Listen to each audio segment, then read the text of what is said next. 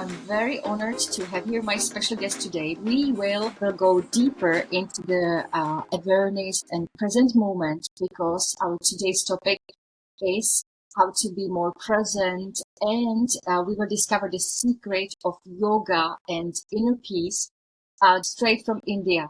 My today's guest is a yoga master, yoga teacher who is practicing and teaching yoga for almost 20 years.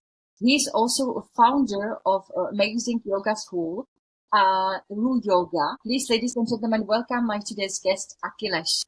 Hello, Akhilesh. Thank you. Thank you for the warm welcome, Yana. Yeah, it's really nice to connect after so many years. Absolutely. I don't know if you know, ladies and gentlemen, but I have met Akhilesh in 2016, right? When I went Yes. to yoga to India to Goa, and Yeah. you were my incredible yoga master, yoga teacher. Thank I you. was the only one there, and you were so incredible. I remember you really. It was one of my best experiences with yoga.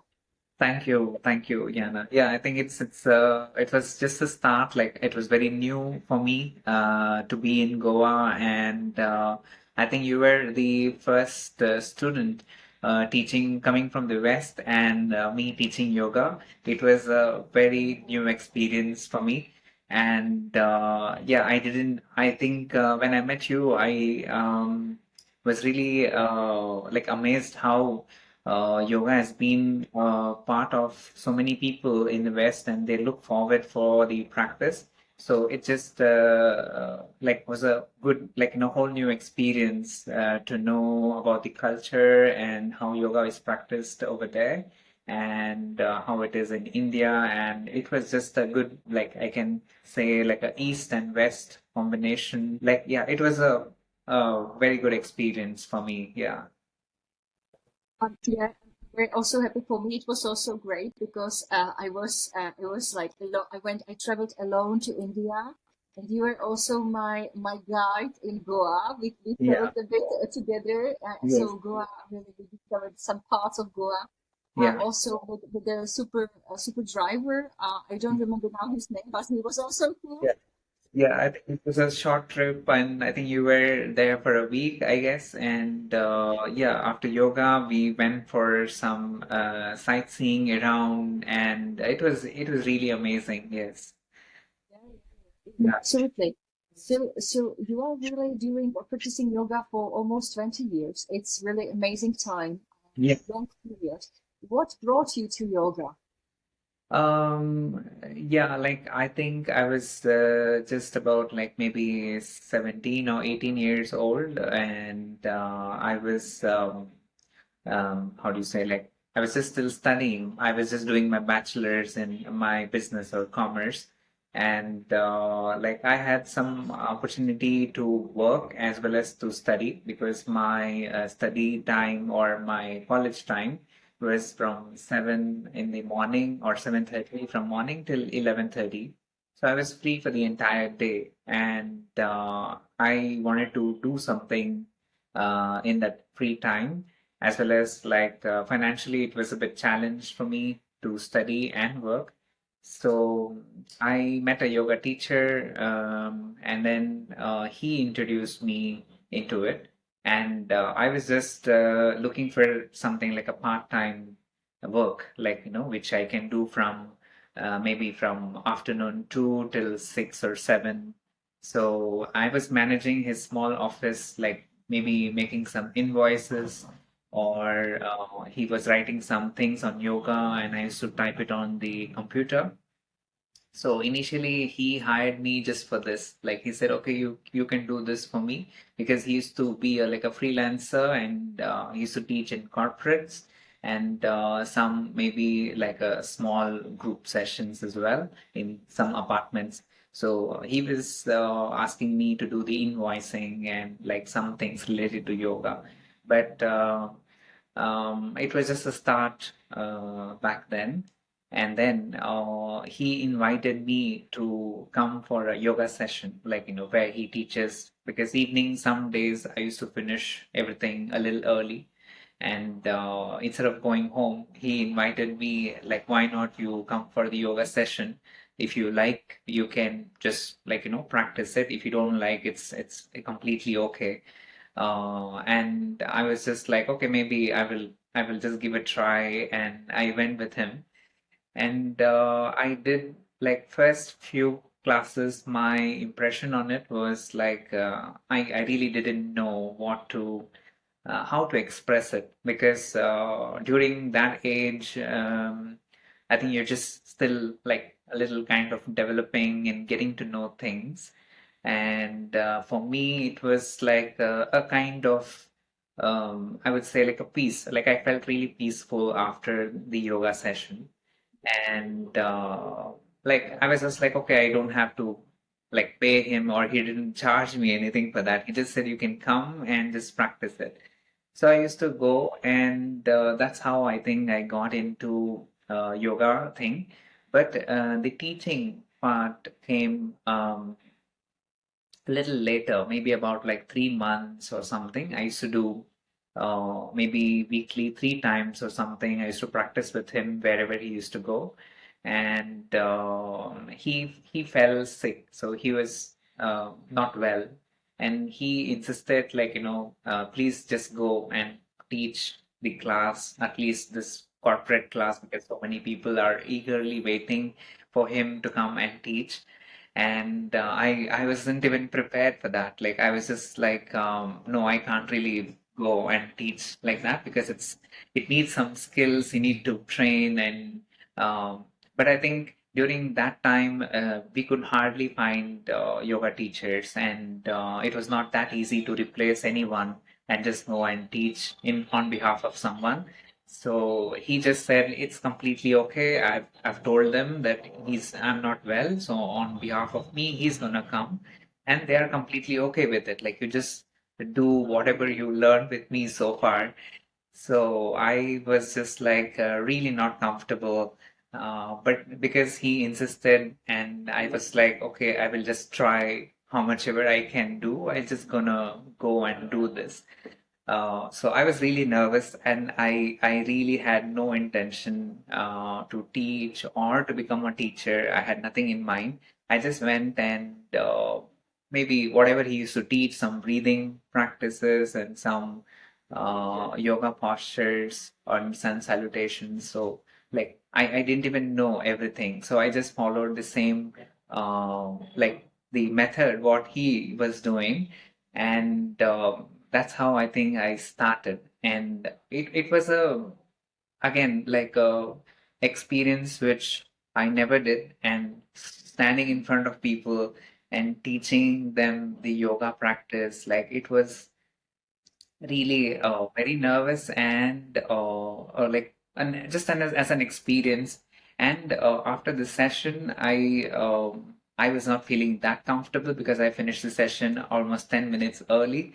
And they were still okay with it. Like they said like it's still fine, like you did similar what he teaches, but not exactly in that way, but we still appreciate you coming and doing on behalf of him. So that was my first session. And after that, I think they spoke to each other, and they still gave some feedback about it. And they were like, it's fine in case if you want to teach twice a week, and he can still do one session a week. And then he started to push me. He said, like, okay, you can just go do one session in a week. I think they're okay with it. So that's how I slowly got some interest, and I started to read about yoga, and started to practice with him a little more time. And my like learning was, of course, with the teacher, but the book BK's Iyengar Light on Yoga. That's a very popular book, and I didn't knew about it. But that book had all the postures, like whatever asanas were there. It has good pictures and good instructions about what's the name, how to do it, the breathing in and out. So I was really like fascinated by that book, because as I started to teach, I felt like maybe if you can just improvise, like whatever you're doing, just try to read. Okay, today, like I was just doing like a plan, saying, okay, I'm going to teach this, this, this today. and this might take this much time. And so the inspiration was, yes, the teacher. And I think that Light on Yoga book, that was like a very good inspiration for me, because every class before I used to teach, a day before, or at least few hours before, I used to just sit down, read, and just go through it and try those postures just superficially, because when you are young, I think you're flexible. Um, so I started doing it like that. And yeah, I think slowly that's how the teaching practice came in. So I can say, like, maybe I just practiced for like 3 or 4 months with the teacher, and my first session started as a teacher to teach. And gradually, I started teaching maybe 3 sessions in a week or something like that, and on one on weekends or something. Yeah.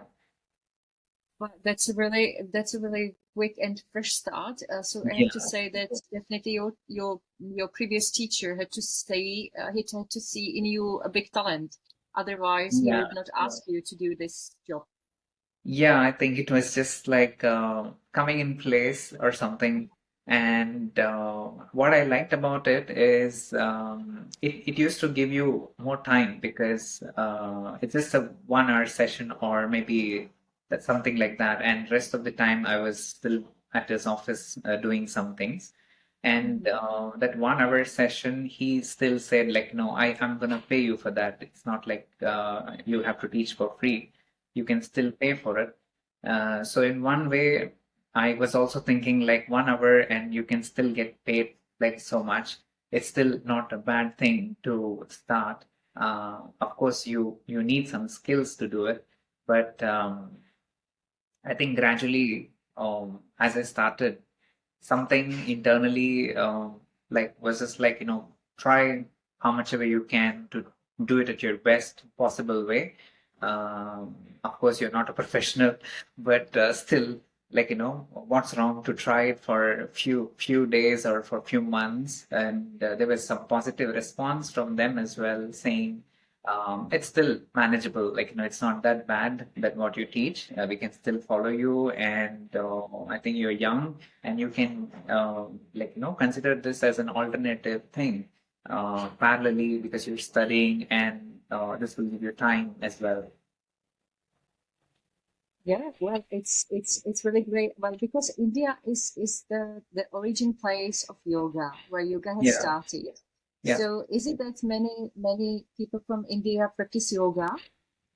Not really, actually. Like, because from my background, or from my family background, my parents, my mom used to practice yoga, but nobody else. Like, my dad doesn't do it, or her sisters, or my dad's side, their relatives. None of them practices yoga, actually. And even the people who were around me during that time, I rarely could see people practicing yoga. Like, it was really something, like, the moment when I heard, like, he's a yoga teacher and he's gonna provide me job, I just spoke to him on a phone, and my impression was like, yoga means, okay, this person may be old, like, because it's for, like, that mindset used to be there. Yoga means it is for old people who are, like, getting older, because it just involves meditation and maybe some gentle stretches. So I had an impression, thinking that it is for the old people. And you can really sweat a lot by yoga. I remember it from India. Yeah. So actually, during that time, I really didn't see so many people practicing yoga, even though it comes from India. Uh, and I think it was just still improvising, because the moment the word yoga is heard, people think it's about a meditation, or just sitting in silence, or like breathing, or gentle stretches. So that's the idea what I think people had back then. So I didn't see many people practicing yoga, actually. Even now, Okay. I feel like now it's a lot of time from then to here. And now people are becoming very conscious about their health, and they know that yoga is something which works on a in a like a slow basis. It's not like instant results, but Yes. slowly it's for relaxing your mind and to feel calmer, and also to keep themselves healthy. So this is what I think is making more people to come into yoga now. Yeah. I remember when I was traveling, when I traveled to India, when I had the lessons with you, that you mentioned that you had injury a few Yeah. years before, and that yoga helped you. Uh, Yes. what injury did you have? Do you remember it's something it's fine? Do I remember Yeah. it correctly? Or Yeah. It was like during 2014. Uh, So, like, just before that incident happened, I think I was really well structured into like become really like a professional, and I used to take like so many sessions everywhere. So 2014, yeah, I was on like on a bike. I think I was just finishing the session. It was on a Sunday morning, not morning, I think on a afternoon after finishing my classes. I used to just to finish and going back home.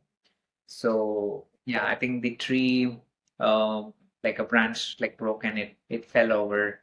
And luckily, it just fell over right on the bike where I was like driving, so it just like fell over.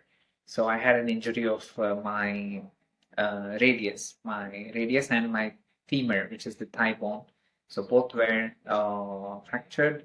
So uh, yeah, I think it was just unexpected. Something like that could happen, but I could get the surgery done, and then I got back slowly. It took about 6, 7 months or something like that. Slowly, I started to walk, and yeah, I didn't think that I will be able to practice back again because of the injury. But I slowly started to try how much ever I can. I started some physio initially after I was recovering, and the doctors they suggested like you're coming from a fitness background, so you can just try how much ever you can, and the more how do you say the pressure that you create, it'll help the fracture to like bond really well because you need to stress it. Because if you feel you're gonna be weak, you're gonna be weak always. So instead, you try pushing it because the surgery is done, it's healed. Now you need to try to make it stronger. So gradually I started, and I think it did help me, probably because I was practicing yoga like so much regularly before. So my healing was a little faster, and I could get back into yoga gradually. And even after 1 year or 1.5 year, I kept on practicing, and I could see my body responding much better. And also, I felt personally that I could do, especially the asanas, like which I was not doing them before. I could do them also, even though I had an injury. So I think yoga has that it just tries to bring your body into certain kind of alignment that you will start to feel not just physically stronger, but also on different levels, on mental, emotional, spiritual level with yourself and with the people around. I think it really brings in a lot of changes because the incident that happened, it was really mentally disturbing for me because you are so active and meeting so many people, doing so many sessions, communicating with them. Suddenly, you are like completely having the incident and not able to do what you're doing.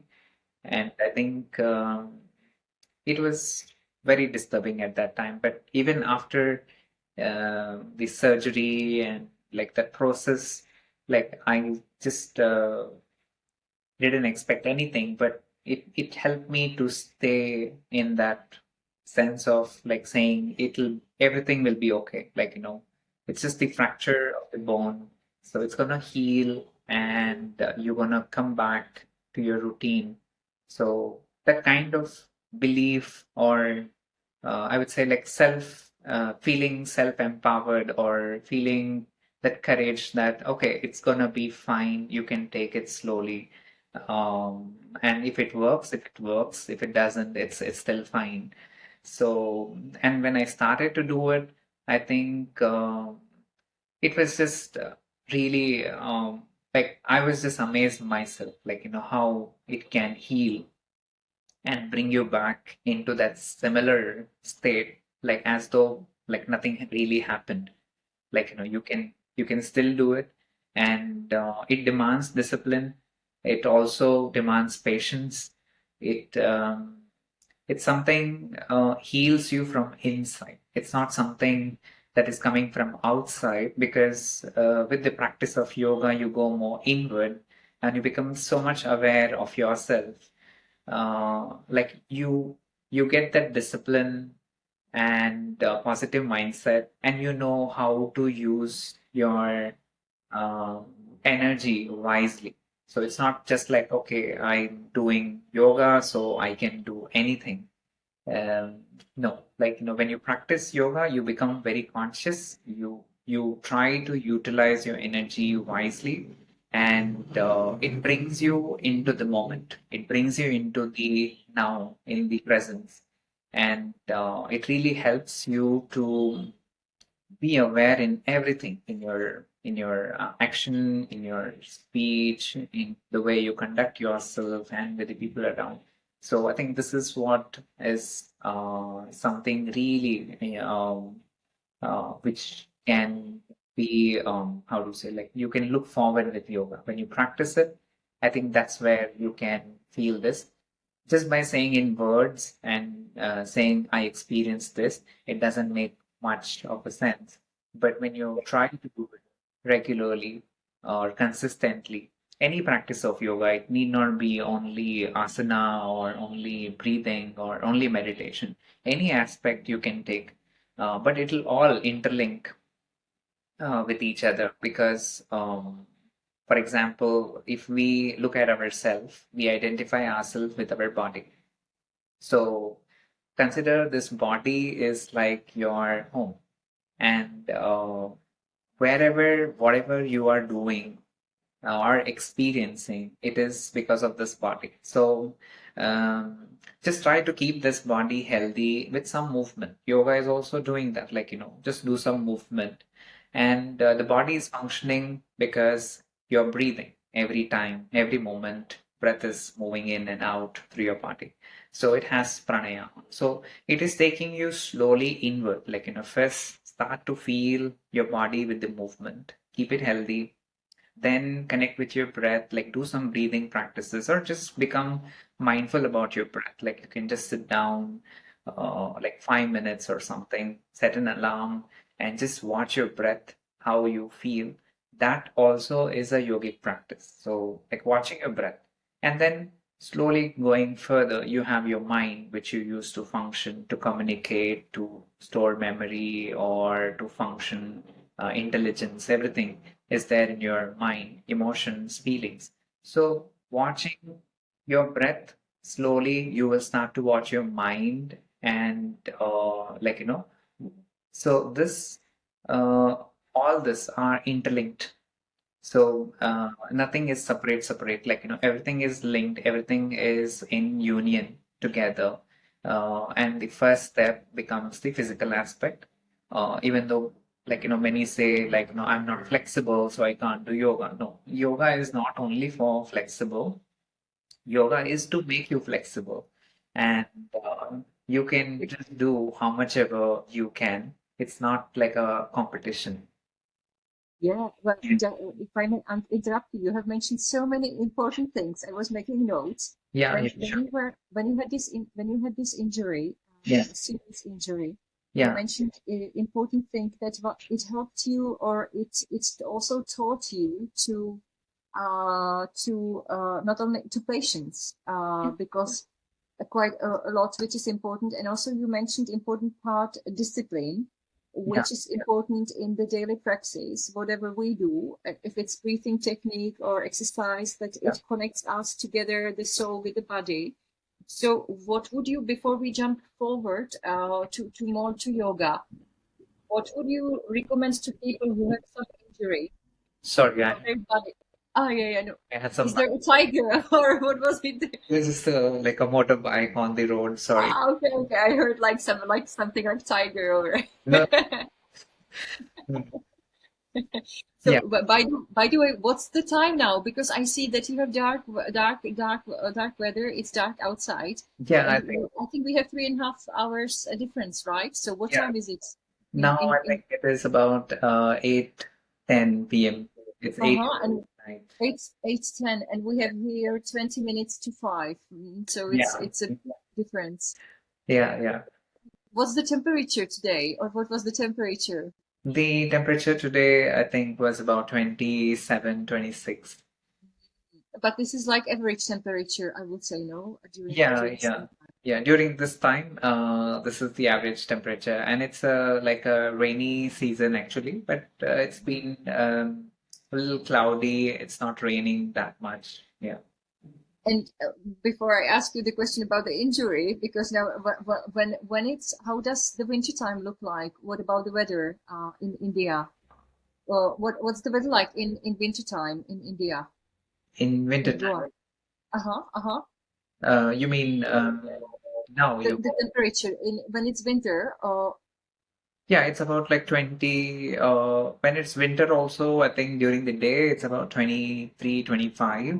And in the night, it might go down to like 18 or 19, like that. Yeah. uh-huh, Yeah. okay. We have like much huge differences in the Czech Republic or like Germany, Yes. Slovakia. Yes. We have like now 30, 32 or something like this. It was too hot for us. And Okay. in the winter time we have up to minus 20 sometimes. It's Wow. like crazy difference. Yeah.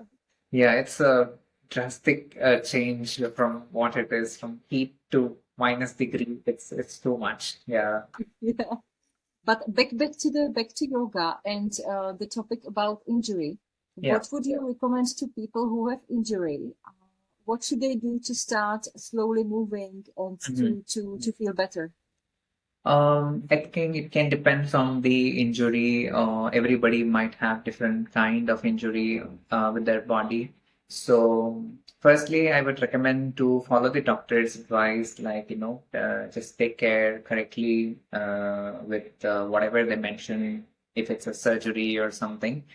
Because I just followed the doctor's advice, and first thing they suggested me was doing the physio. So to follow the physiotherapy initially, because after the injury, the movement is reduced and you're not moving much. So which affects your joints and muscles because the joints become very tight and the muscles will shrink. So you don't have the strength and also you have restriction in the movement. So first thing is physiotherapy and whatever medicines they're giving you, you can follow that. And once the physiotherapy is almost done, like once you have the correct range of movement, how much ever possible, the next step is to continue the physiotherapy on your own or try working on building some strength with some isometric stretches or like, just in case if you for example, if you have a shoulder injury, so this whole muscles will become very weak and you may not be able to lift your arm. So try fixing that with that range of movement and just try holding it static, like maybe for 10 seconds, because this helps you to build that strength and relax. And also keep it dynamic, like maybe move in with breathing. You can do that's helpful. So inhaling, exhaling. So this is just an example I'm giving. But yes, I think the pain will be there, but follow the doctor's advice what movements you should do and how much you should do. And I think in 3 months' time or 4 months' time, the healing will be almost done. And after that, it's all about your effort to get that strength because If you feel I'm injured and I cannot move, I feel weak, that's usual. You will feel that.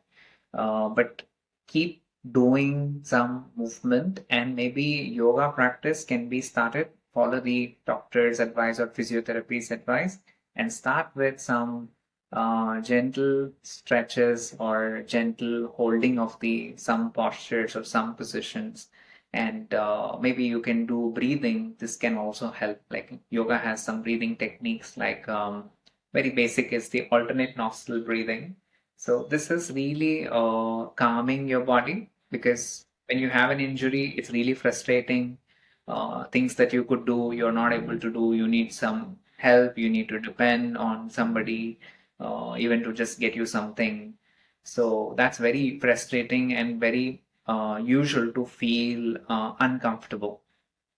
But you just need to trust in yourself, like believe in yourself, and gradually follow some basic steps. And I think yoga does help if you keep up the consistency, because there are so many people. If you read just on yoga, so many people have come into this with some injury, and even some cases they feel like, they don't have much scope to recover completely. But I think yoga really helps you to come back to what you were. Not 100%, but at least I can say like 80 to 70% of where you were, you can get back to that state. But yes, you need to do it. It's not gonna happen just by reading on yoga or following some advice. It all comes down to putting it into practice. Like, do it, then that's how it starts to work. Yeah. So this is my advice for people who have any injury.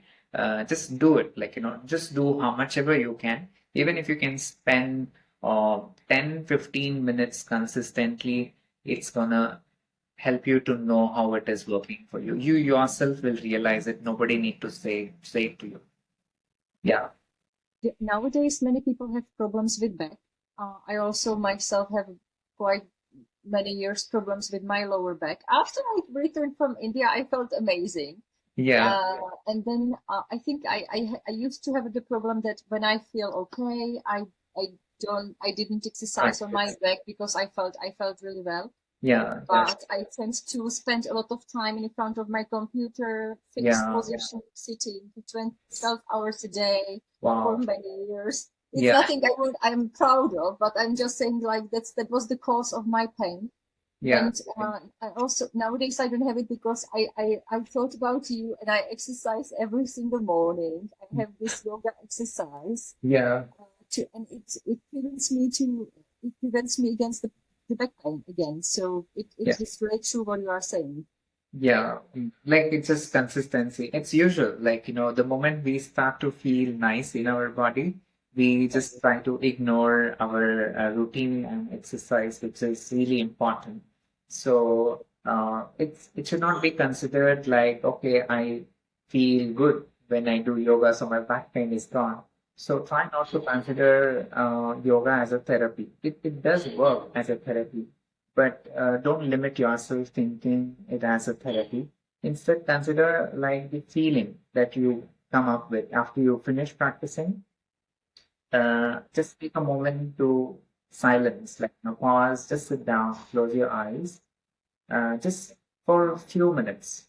Like that awareness when it comes in after you finish the practice, that feeling will bring you back.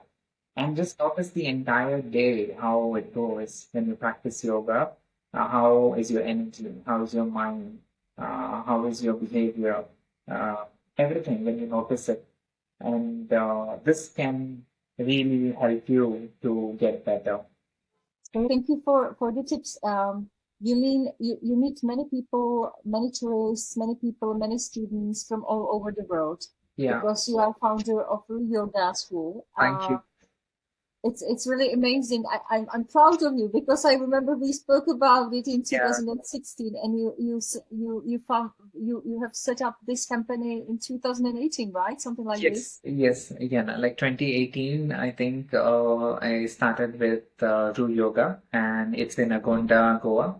So yeah, it was just like how to say, like it was unexpected, but I just felt like, since I have so much experience and I started from 2006, it's always nice to have your own space and to teach and to continue this yoga journey.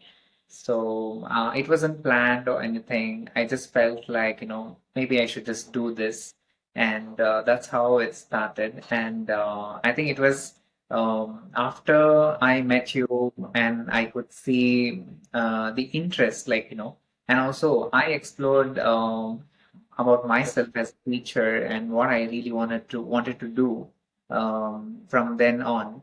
So that curiosity and also, like, I felt really some kind of a difference to connect with people coming from the west and people from here. I could see a little difference in terms of discipline and a little difference in terms of how they follow and how they approach yoga. So this helped me and to just increase my horizon, I would say. Like, it just helped me to broaden my reach to the people. Yeah. And you did a very, very, very amazingly because the school exists. Well, it's for I don't know since 2018. So it will be 8 year. It's now 7 years, right? Yes, yes. Yeah. Amazing, amazing. Because COVID also came in between, so that was missed out, like 2020 to 2022, almost, like, that was, but yeah, it's almost like about like 5, 6 years now. Yeah. Amazing. Yeah. You mentioned that you saw the differences between the Indian people and the people from the Western Europe or Yeah. Europe. That Yeah. there were different differences in discipline and also some in something else. What differences in discipline did the tourists or students, let's go students, did they have regarding the discipline? Like I could see like discipline in terms of like the practice, like physical practice. I think in the West, I think it's really very much consistent, and I could see that they do connect with yoga, even though it's in a physical form. But I still feel the consistency and the discipline to learn according to how it's taught from the teacher, because they always ask questions like, is this correct? Is this the way we need to do it? And what things need to be followed? Or when should I start? And everything. And I could see them really following it in that way. And of course, some like do change, but they at least want to get the learning correct. Like they want to learn correctly, practice it for themselves, and then they used to follow according to what works for them. But that following thing is there. So that's what I really liked about it, because here like people still follow. I'm not saying everybody is like that, but like the moment we say yoga, the interest is lost in many people here. Like they think yoga is, oh, it's just a stretching thing, and it's for people who are older, or I have to practice yoga when I have some health condition or something like that. I'm healthy now, so I don't really need to do. But in the West, it's not like that. They just say, like, I feel good when I practice it, so I'm just gonna do it, not because of health reasons or I should be healthy. They just say, like, I feel a good connection with my body, with my breath and my mind. So I really enjoy practicing it, and I'm not doing it for some health reasons. It's just for myself because I feel very present when I practice yoga. So I think yoga does make that impact when you practice it. It brings you into the present moment and it makes you feel alive or like very energetic, at the same time feeling calm also. So that's what I liked about the West. Uh, and like here people do follow, but not as much as, like, I don't know. I haven't come across so many people who do it just for the sake of doing it. They always think it's for health. Okay, if I'm ill, then I will do. Or when I cross certain age, then I'm gonna practicing yoga. So that's the mindset here. Which is Yeah. it's like treatment with medicine, that when you are ill you get the medicine, right? Yeah. So this is like a medicine yoga. But Yeah. it's interesting what you are mentioning, because I think here in Europe, what I see, there are also some people who I belong there in this group in the past, not anymore. Yeah. That I did it more when I felt my back pain, and Yeah. I Okay. stopped doing it every day when I felt great, or like normal. Yeah. So now I just know it's part of my life, because without it I would feel the pain again. So Yeah. Yeah. it's Yeah. everyday thing. It's a lifestyle actually. Like, Yeah. like if you want to be healthy, you gonna start today. It's not like okay, now I am not healthy, so I will start now.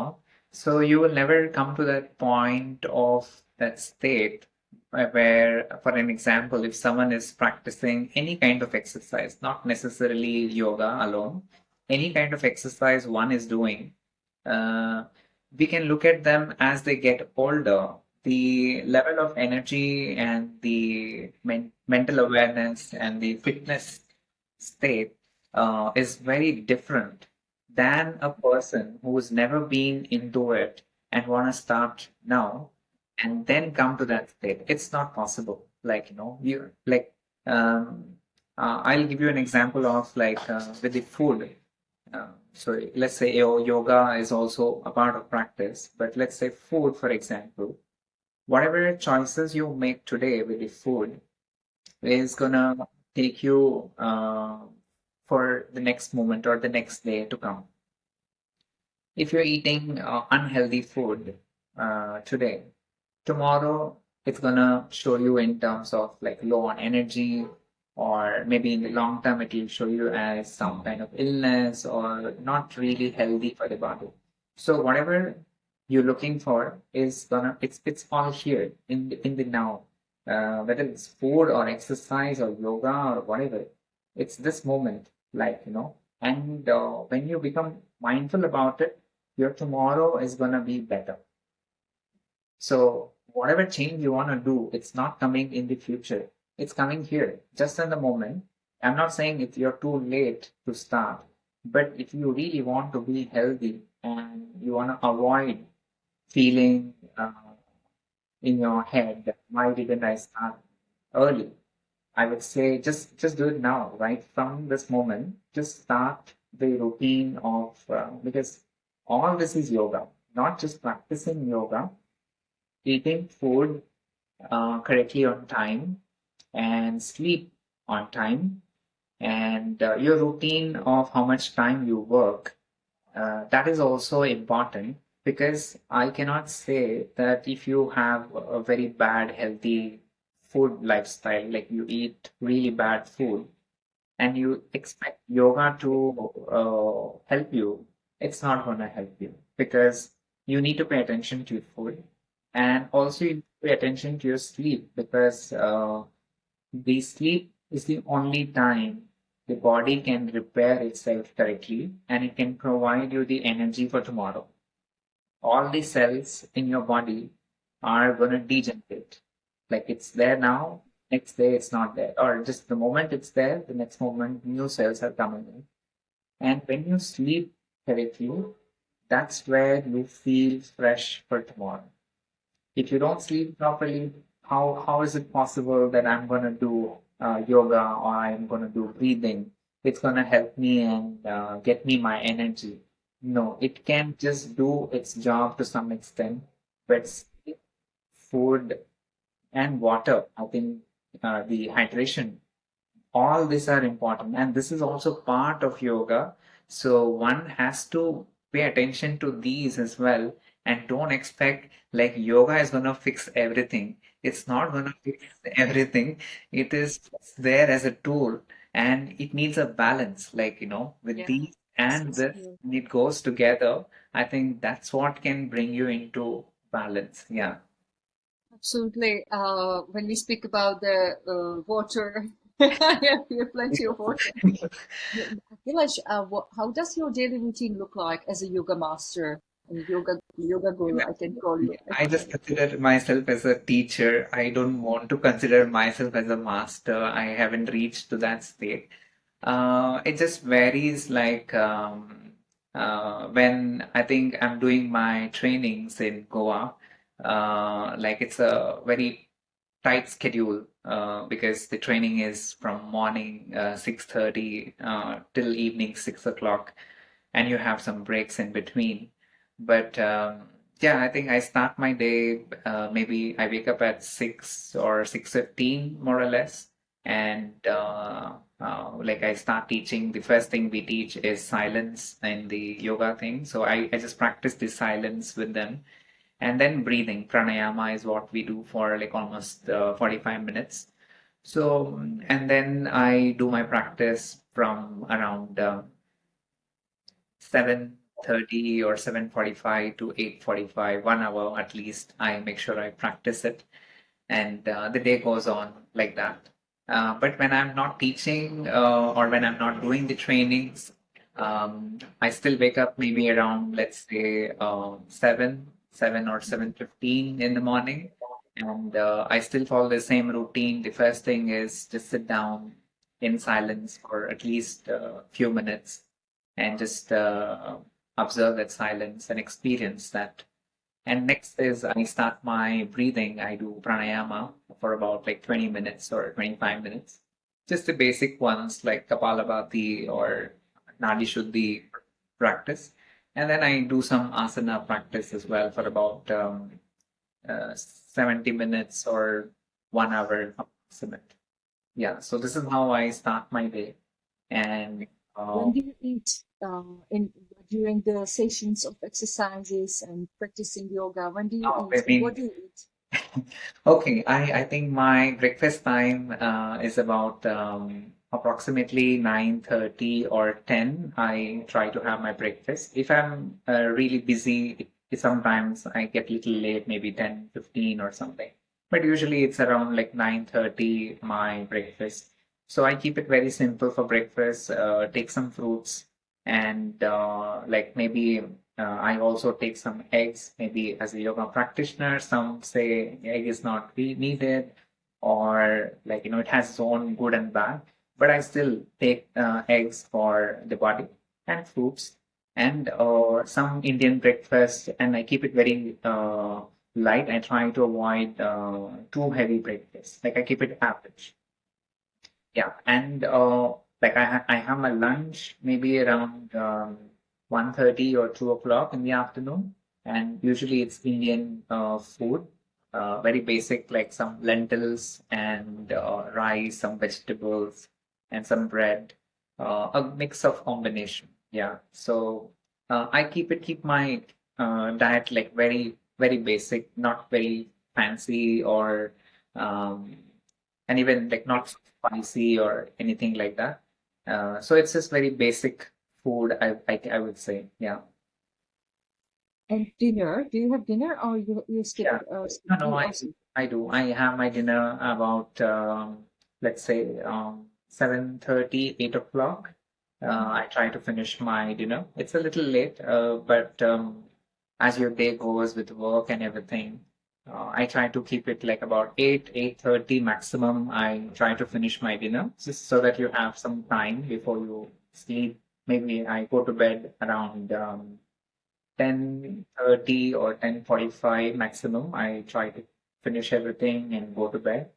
Yeah, so this is the routine that I follow usually. Yeah. Akhilesh, how do you think or how important is the regular daily routine for the body and for the mind? That we give the regularity, like regular time when we have dinner, when we have I know. lunch or breakfast, and Yeah, when we go to bed. How important is it for our body to I give think this? Mhm. it is really very important because food is something that is fueling us with energy and for functioning of our body. So it's very important to have food correctly on time and like try keeping your diet as simple as possible. That is something easily digestible for the body uh, because the more time it's gonna take for it to digest. I think more energy is being consumed over there. So try keeping your diet like simple and try eating it on time. And in case if you feel some days naturally that I don't feel hungry, I can skip my breakfast or I can skip my lunch. Feel free to do that because body has a natural way to respond and to follow because sometimes there is enough food in the body. Maybe you ate something more or something that you like or like you prefer. It was done well or you like the food, you may eat more.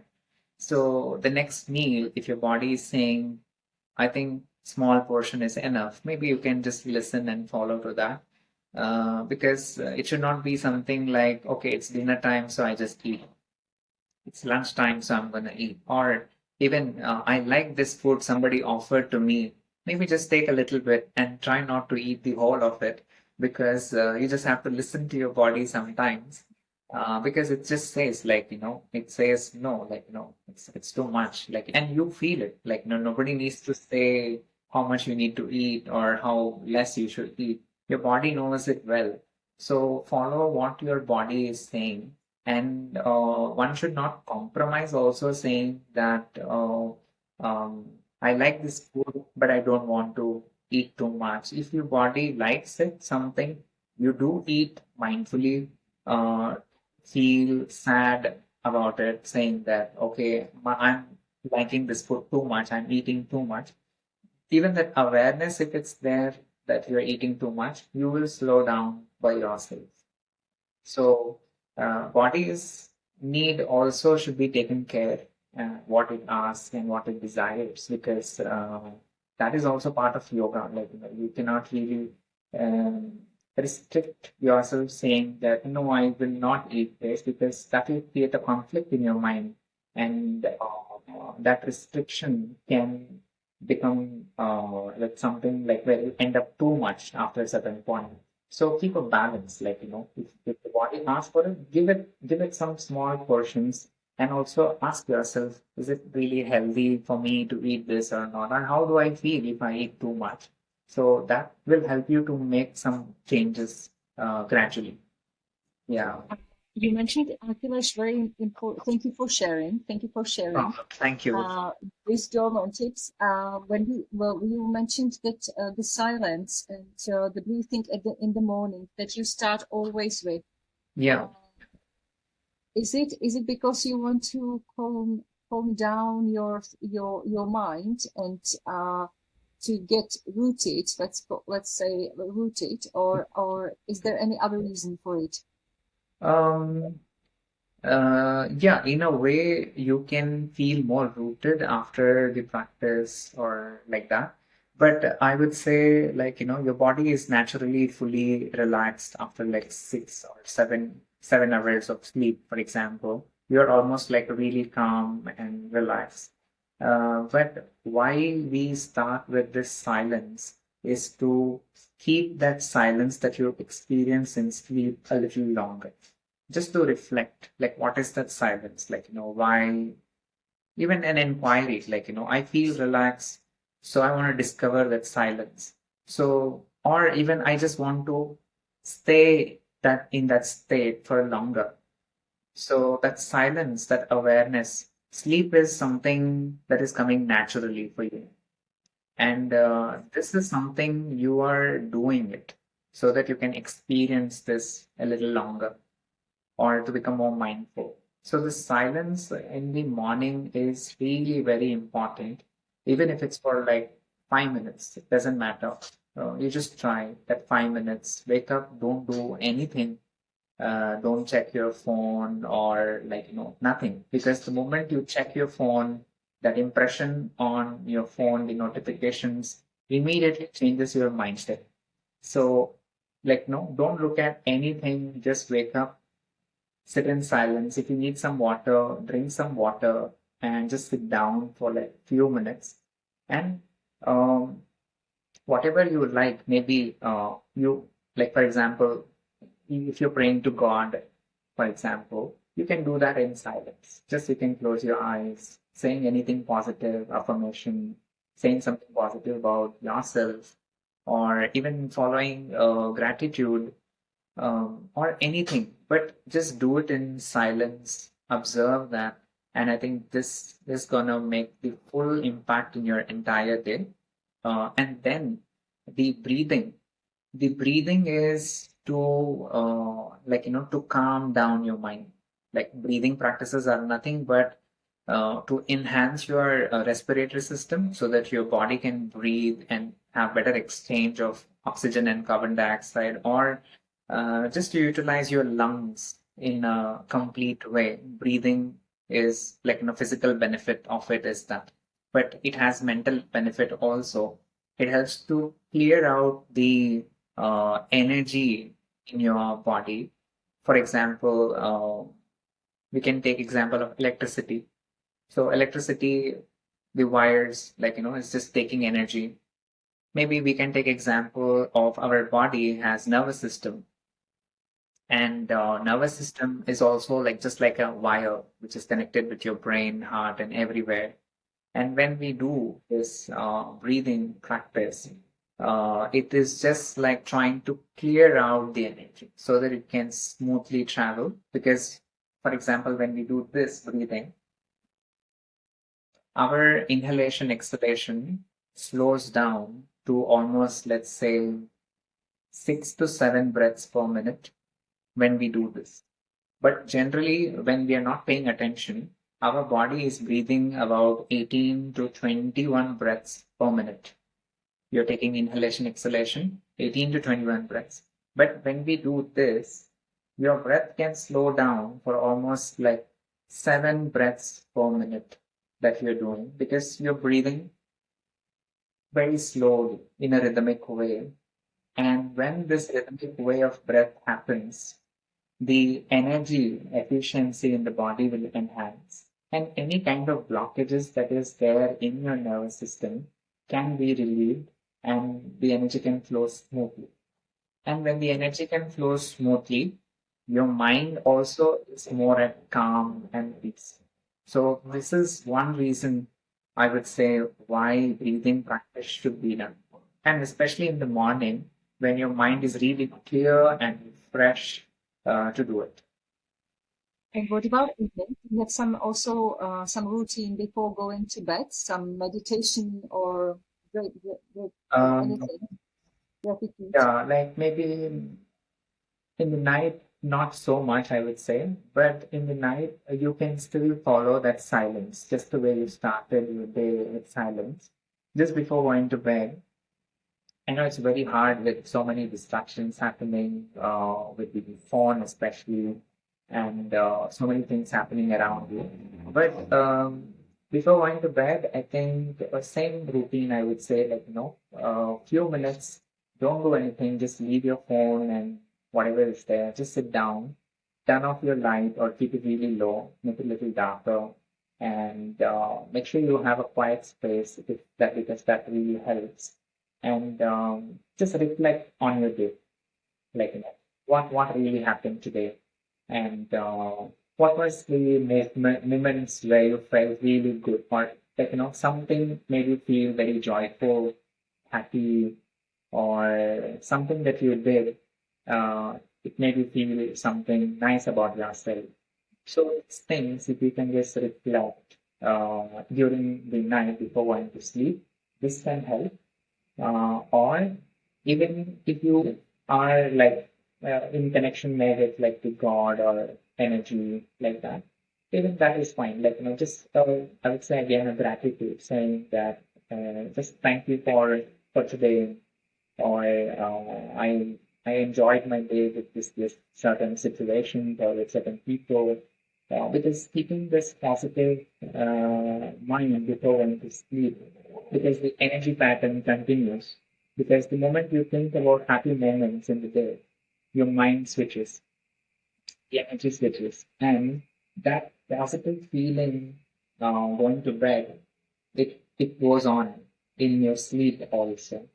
So I think I would suggest this as a routine to follow in the night.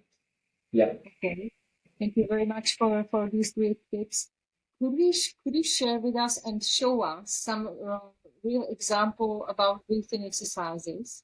Yeah, sure. I For a think few minutes only, not for 45 minutes, like 3 minutes, 4 minutes, something like this. sure. I can suggest a simple breathing technique which anyone can practice. It's called alternate nostril breathing in English, or Nadi Shodhana. Some call it also as Anulom Viloma as well. So you just have to just sit comfortably and use your right thumb and maybe use your right ring finger like this. The first two fingers can be closed. Yeah, the first two fingers can be closed. Or if you find that very challenging, you can also do with the thumb and the little finger also. Yeah, I think this is right. That's So what I found out a few days ago, that I need to stretch my fingers. I found out a few days ago, and I stretch it every morning because, I found yeah, out when I want to do this, and for yeah, example, now I have a problem. So yeah. so now So you will see it as I have a problem. yeah, we can also do it like this. So this can help you. And from here, you just have to close your right nostril with your right thumb like that, Okay. and just breathe in through your left nostril. Inhale. And then close your left nostril with the ring finger. Exhale slowly through your right. And then inhale slowly through the right nostril.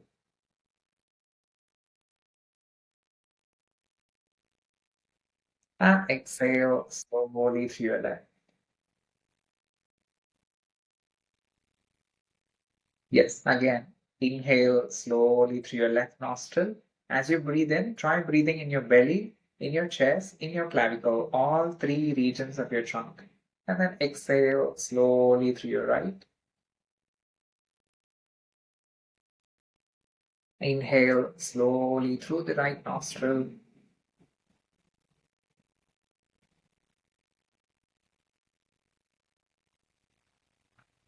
And exhale slowly through your left. Yes, let's try maybe one or two more rounds. Inhale slowly through your left nostril. Breathe in belly, in your chest, in your clavicle. Fill up all three regions when you breathe in. And exhale slowly through your right. Complete exhalation. And then inhale slowly through your right again.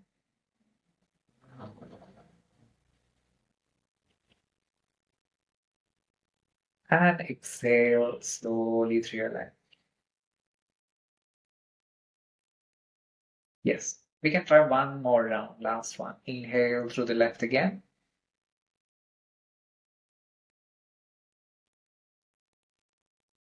Exhale slowly through your right.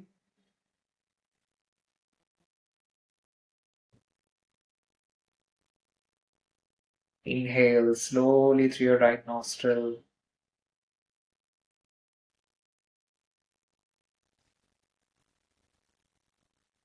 And exhale slowly through your left.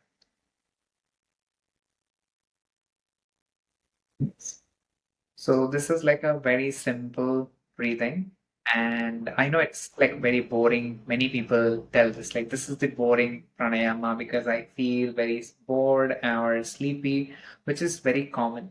But whatever you may feel, I just suggest, just keep a timer and just keep doing this slow and complete breath, and make sure you utilize the whole of your trunk, like breathe in belly, breathe in chest, breathe in your clavicle, the whole of this. So complete inhalation, and notice your breathing calming down, your mind slowing down, and just try for 5 minutes whatever your mind comes out with, many things. It'll say, I don't want to do this, I'm feeling bored of it, what am I doing with this breathing? Whatever it is, it's all fine, but don't stop doing it. Just 5 minutes you do it, and after you finish, just close your eyes and just see how it feels.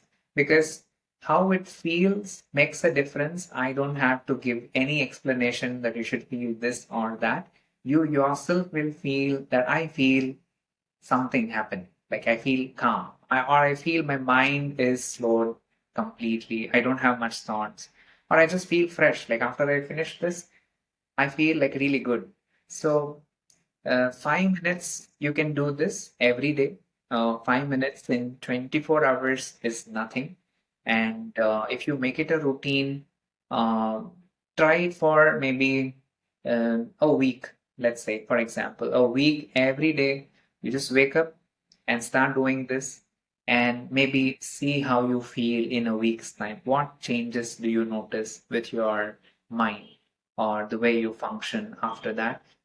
You can always make a journal for yourself, like, okay, I started this and how I feel about it. So that can help you to learn this on your own as well, like, just reflecting on how it feels. Yeah. I like this exercise. I do in the morning a meditation and then the practicing of yoga or Yeah. for the body and also the back. But I will also include this breathing exercise to my Yes. daily practice, and I will let you know how is it going. But Yeah, sure. uh-huh. Sure, yeah, now, like try it out, like because I think many now just focus on the physical aspect of yoga, saying I'm doing sun salutation or I do some asanas, so I'm doing yoga. It's good, like what you're doing is great, but try not to forget the breathing, because the body is functioning because of the breath, and breath is the energy provider for every part of our body. So breath is something I would say physical practice, very good. It's really nice what you follow. You stretch out your body, your nervous system is functioning well, your heart rate is calming down. All that is very good. But the important part is the breath. If you can spend 5 minutes time in breathing, and it's fueling you every moment. And how can you forget the breathing? Right? So I suggest this 5 minutes. It's like I'm not saying do it for too long or anything. Just keep it simple. 5 minutes, practice this and keep it consistent and see how it is helping you with it. It's an Yeah. important thing like breathing, but people may think it's like nothing or that it's not as important as exercises or exercising as you have mentioned. But actually, like I don't know how long did we do this exercise? If for 2 minutes, 3 minutes, something like this. Yeah. Yeah. But my breathing has improved. I have to say. Yeah. Like this is like in yoga they call this as a doorway of prana for the energy to come into the body, because right from the moment we are born and out of the mother's womb of the fetus, the first breath that you take in, and that's like a continuing thing right from the time we are born and the last breath, like till we like die. Breathing is happening always, and this is something very sacred, or I can say like something that is happening all the time. And just because it's happening involuntarily, where I don't have to put any effort to breathe, doesn't mean that I neglect it, because it is something, I would say, like it's involuntary, but also we have an opportunity to like do it and to enhance it, to make it more better and to slow it down.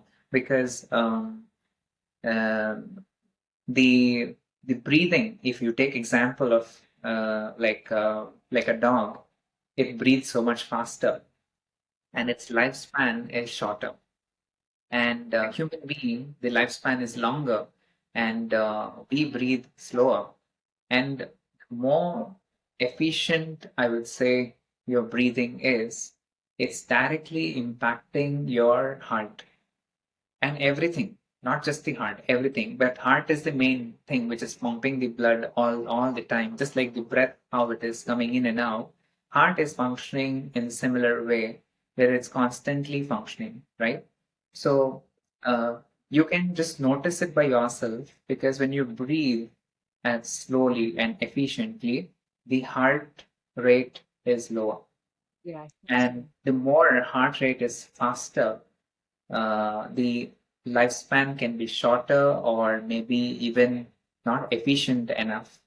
And like the stress, what we see like these stressful situations and frustrating situations, heart rate going up, creates a lot of anger, frustration like that. So calm mind and to achieve the calm mind, I would say breath can be a tool because the moment you slow down your breathing, your mind slows down. So breath and like breathing techniques can be really helpful, and lifestyle, food, all this, your surroundings, everything impacts because little panic happening around you, the breath starts to get faster. It comes into the mode of fight or flight response, and that makes your heart rate go up. So it's I cannot say, or I would say, like, external factors, whatever is happening is uncontrollable. We cannot do anything about it. But internally, how you train yourself, that's in our hand, and it cannot happen in a day or two. It has to be something like consistent that you do every day, a training that you're giving to your body, breath, and mind. So this breathing can be very helpful. Of course, physical practice, I cannot say like it's not important. It is important. So it's a good combination, like, movement in the body. I would say food is important, water is important, sleep is important, breathing is also important. So like some basic things where you need to figure out, like, what's really important for me. Is this stress? Is that necessary? That, for example, I met someone who made me very irritating or made me scream or shout.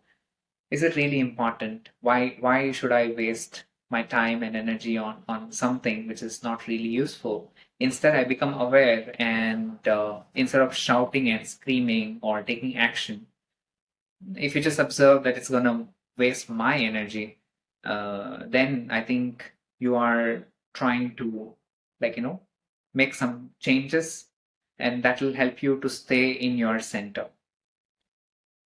So definitely, what you have mentioned is really great advice and tip for Yeah. anybody. But definitely, I would say also for people, or especially for people who are under pressure and who have a lot of stress in their lives, which Yes. is quite almost everybody, I would say nowadays. No, there is stress everywhere. Like, even if you ask me, even like, to say is very easy. Like, giving advices is really easy. But to follow is really very challenging. Even at times, like, I do feel that stress and under pressure that I like, in my work or with my people around, I have to come up with everything so that everything is all right and like that. So it's very common to have this pressure and feeling this stress. But I can say, like, yoga will help you to some extent, at least, to manage it. I will not say like it will help you to overcome everything where you become very calm and very peaceful even under pressure. That's not really like, 100% that everybody will be able to have that experience. Every person is just normal like you and me. It's no difference. Like, under pressure, like, you will also have certain things, even I will have certain things. But with the practice, like, the it makes some changes. Like, there will be some things, even though you may react suddenly, and then maybe you will just can step back also. You will be like, no, no, this is not needed for me. Like, yoga will bring you that awareness gradually, that you will not be functioning like that. And it's going to take time. It's not like happening quickly or something. It takes time, and every situation can be very different, especially the emotional challenges that comes in. Like, body has certain way to react with it, and that cannot be denied. Yeah, so there will be pressure.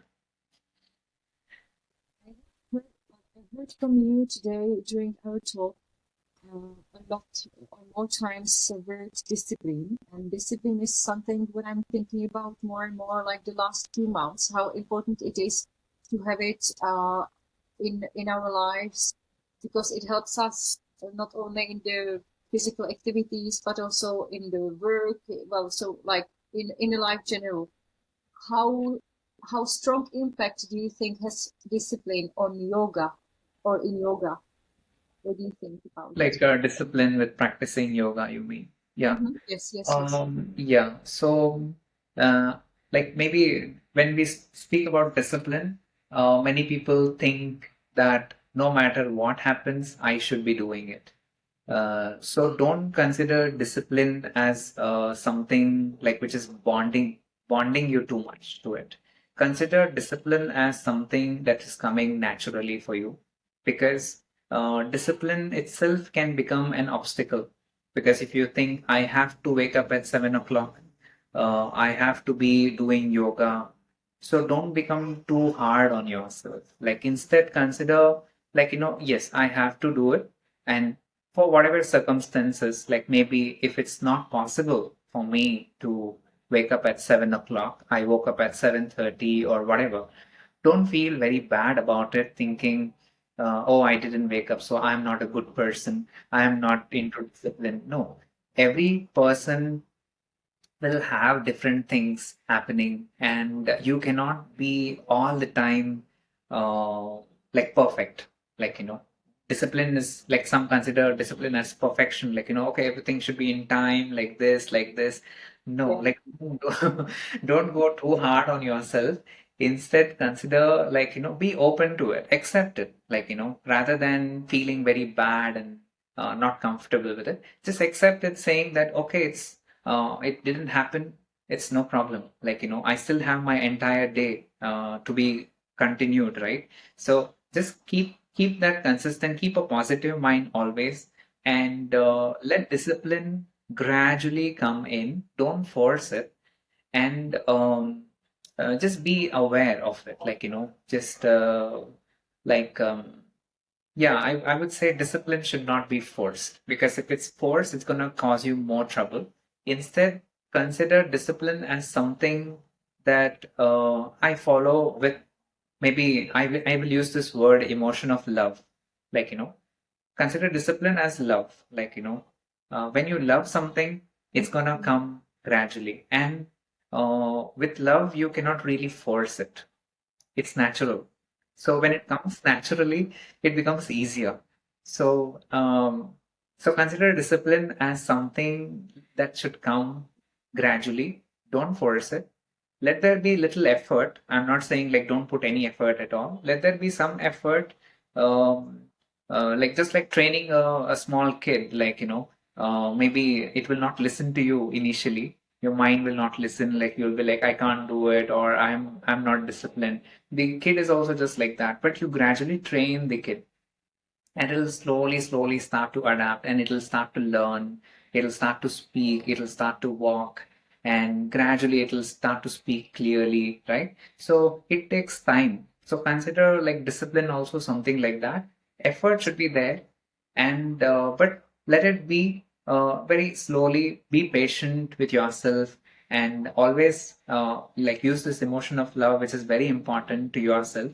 And like, whatever you do, just consider that I'm good, I did at least this much, right? Some Yes, people are yes. not doing it at all. So Yeah. I'm doing at least this much. So I should be happy about it, right? So you can train discipline like this. That's really nice what you have mentioned, all the things. And I think I know many people, and I was in the group too. And I think that was why we were telling it that some people tend to be too strict to themselves, Mhm. like perfectionists. And Yeah. I really liked how you were describing it at the beginning, that it's like part of the lifestyle, and also if anything is not perfect or precisely at the time as it was supposed to be, it doesn't matter, Yeah. because no worry. Yeah, like there will be always little bit like, up down happening. So like, because I can take an example of maybe office timings, just as an example, which is like very, very strict, and they expect to be like that, which is nice. Like, it keeps everything in place, all the work is happening smoothly. So that's why they're mentioning the time frame that, like, you should come at this time, you should finish at this time. So I get that. But also, like, what if you are ill and you fall sick and you're not able to do anything? So that is really upsetting you, right? So that one day, no matter what you do, you have to rest. You can't really work, right? So consider it like that. Like, some things can happen unexpectedly, out of your control. Your body gives up, or something happens to you, or something can happen. Like, we don't know what's going to happen next, right? So instead of considering like so rigidity in your routine, have little bit of flexibility. And like, time, yes, of course, time needs to be valued by everyone, because whatever time one is getting is not going to come back. So time should be valued. One should respect everybody's time, your time, and the person who is coming to the office, or employer, and whatever. Everybody should value that. But let there be some flexibility, that you don't become so rigid about it. Like, so just be a little flexible with the routine and discipline. Don't go too hard on yourself. Josh, thank you very much. Can you see Yeah. this perfectionism too much on your student from Europe, that they have it like natural, that they want to do it really right? Yeah. Um, yeah, maybe with regards to, just as an example, maybe a posture, for instance. Like, some are like, really, I appreciate them. Like, they put in so much effort and understanding to do the posture in a proper way, or in a proper alignment, or to achieve that posture, that I should be able to do it. That is really nice, but approach it in a safe way. Know your range of movements, because every person's body structure is different. Your skeletal system is different. Your height of your upper body, your spine, and the lower body, which is your legs and the arms, they all have different proportions with every person. So there will always be certain things that you may not be able to do it because of your range of movement. So I suggest, read on anatomy, and respect your body with what it can do and what it can't do, rather than pushing yourself too hard and having injuries. Because asana is just a physical practice. Like, certain postures, if you are not able to do it, it's completely okay, because that's not the end of yoga, and you still have so many other asanas which you are doing, and it can be really good, that you may be really good at. So just considering like some things which I can't do, uh, like, you can always work on it, and maybe accept if it's possible, not possible. Because anyhow, with aging, as you age, your body is going to change. You may not be so flexible how you were in your early age and when you get older.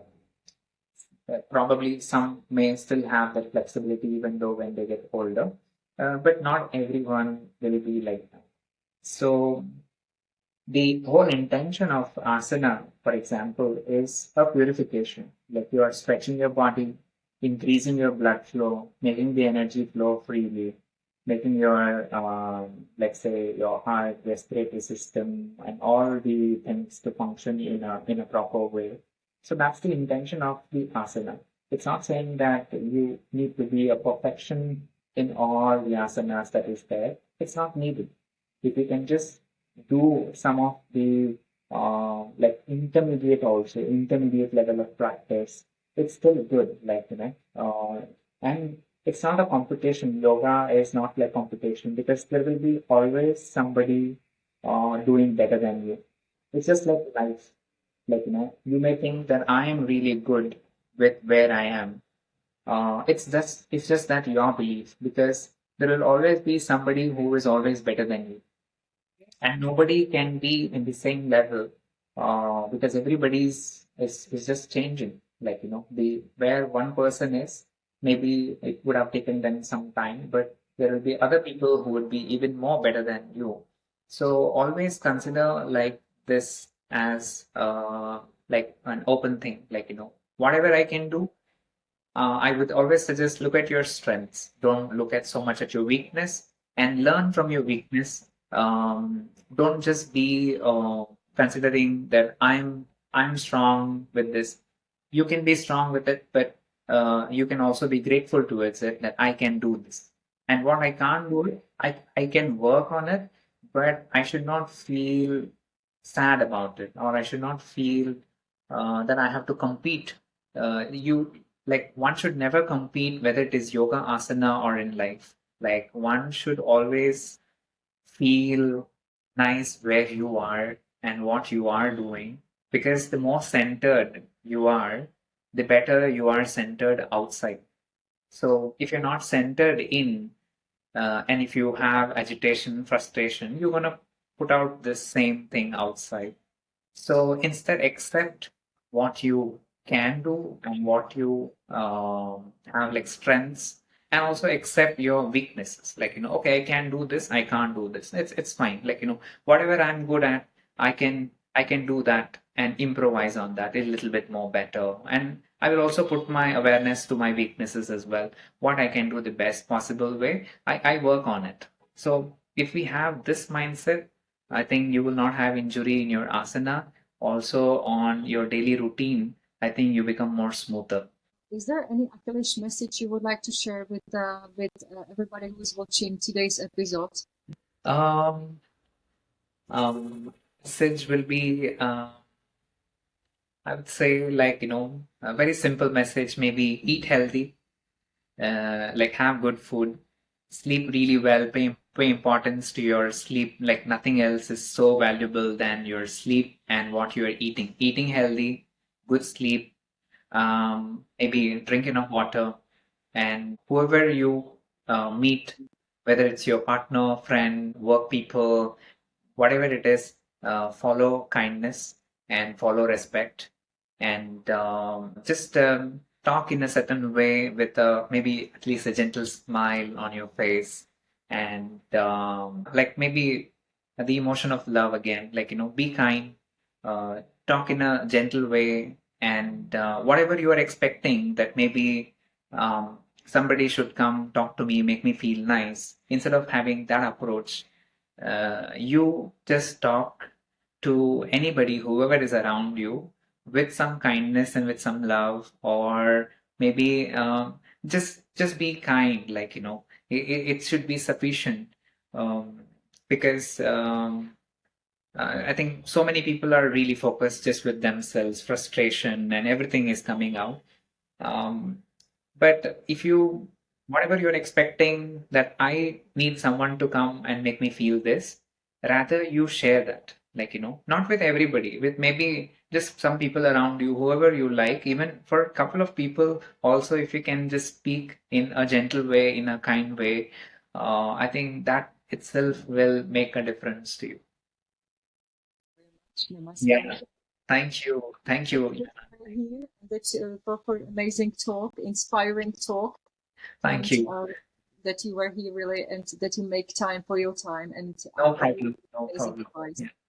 Yeah, thank you. Thank you for providing me an opportunity for this. And I'm really happy that we could connect. And it's a very nice platform for me as well to, like, connect with you and so many people around, and sharing about yoga, mindfulness, and how we can balance ourselves in our daily routine. I think I'm really grateful for this opportunity, Yana. Yeah, thank you. Thank you. So, ladies and gentlemen, this is Akhilesh. Thank you very much that you are watching, that you are watching, and that you are here. Thank you for your time. And Thank you. if you Thank you. like this episode, follow the channel, Yana Talk on YouTube, and I will be looking forward to seeing you next time, next Sunday at 7 p.m. Have all a wonderful day.